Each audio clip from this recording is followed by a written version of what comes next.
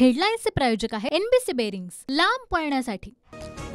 कोणता नेता खोटं पसरवायला सांगतोय त्याचं नाव आम्हाला कळलंय। सोशल मीडियात खोटं पसरवणं थांबवा, अन्यथा तुमची नावं जाहीर करू, जरांगे पाटलांचा इशारा।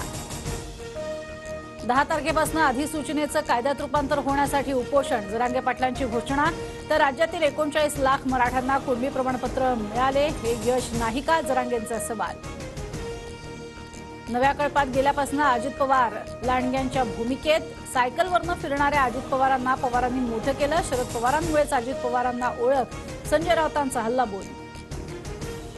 उपमुख्यमंत्री अजित पवार आज जयंत पाटलांच्या बालेकिल्ल्यात इस्लामपूरमधल्या राष्ट्रवादी कार्यालयाचं उद्घाटन करणार, तर अजित पवारांचं स्वागत असल्याची जयंत पाटलांची प्रतिक्रिया। अजित पवार गटाच्या नाशिकमधल्या पदाधिकाऱ्यांची आज बैठक, भुजबळांच्या राजीनाम्याबाबत गौप्यस्फोटानंतर बैठकीचं आयोजन। राज्य मंत्रिमंडळाची दुपारी 12 वाजता बैठक, भुजबळांच्या राजीनाम्याच्या गौप्यस्फोटानंतर बैठक, राज्य मागासवर्ग आयोगाच्या सर्वेक्षणावरही चर्चेची शक्यता। भुजबळांचा राजीनामा स्वीकारल्यास सरकारविरोधात आंदोलन करणार, ओबीसी नेते बबनराव तायवाडेंचे राज्य सरकारला इशारा। उद्धव ठाकरेंच्या कोकण दौऱ्याचा आजचा दुसरा दिवस, राजापूर आणि रत्नागिरीत सभा, ठाकरे राजन साळवींच्या निवासस्थानी भेट घेणार। महाराष्ट्रात गुंडांचं राज्य सुरू, बाळराजांचं अभिष्ट चिंतन करणारी व्यक्ती कोण याचा शोध घ्या, संजय राऊतांकडनं श्रीकांत शिंदेंचा फोटो ट्विट। प्रक्षोभक भाषण केल्याप्रकरणी इस्लामचे धर्मप्रचारक मुफ्ती सलमान अझहरींना गुजरात एटीएसकडनं अटक, अटकेनंतर अझहरींच्या समर्थकांचा रास्तारोको आणि दगडफेक, तिघे अटकेत। शरद पवारांची तोफ दिलीप वळसे पाटलांच्या मतदारसंघात धडाडणार, 21 फेब्रुवारीला मंचरमध्ये सभा, जयंत पाटील, रोहित पवार, अमोल कोल्हे उपस्थित राहणार।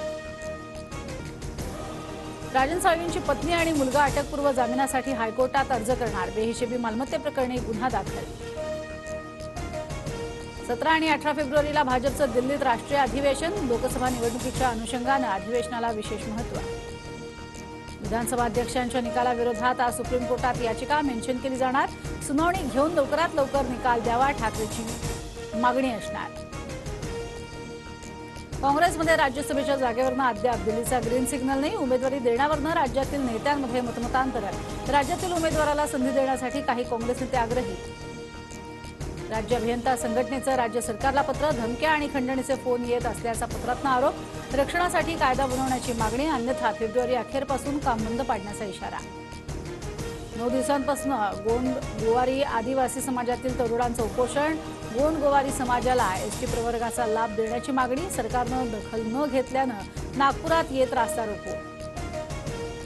महावितरण आणि बेस्ट ग्राहकांना प्रीपेड स्मार्ट मीटरची सक्ती होण्याची शक्यता, खासगी कंपन्यांच्या ग्राहकांना मात्र पोस्टपेडचा पर्याय उपलब्ध राहणार।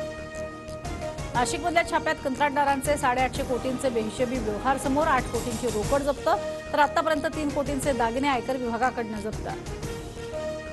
इंडिया आघाडीत ममता बॅनर्जींचं घुमजाव, तृणमूल काँग्रेसकडनं काँग्रेसला पश्चिम बंगालमध्ये 5 जागांची ऑफर, 2 दिवसात निर्णय होणार, सूत्रांची माहिती। उत्तराखंडमध्ये मंत्रिमंडळाच्या बैठकीत समान नागरी कायद्याच्या मसुद्याला मंजुरी, धामी सरकार 6 फेब्रुवारीला विधेयक विधानसभेत सादर करणार।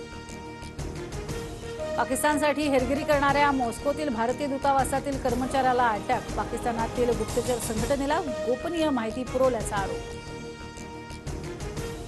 मुख्यमंत्री चंपाई सोरेन यांची आज अग्निपरीक्षा, आज झारखंड विधानसभेत बहुमत चाचणी, माजी मुख्यमंत्री हेमंत सोरेन ईडीच्या बंदोबस्तात बहुमत चाचणीसाठी विधानसभेत दाखल। हेडलाईन्सचे प्रायोजक आहे एनबीसी बेरिंग्स, लांब पळण्यासाठी।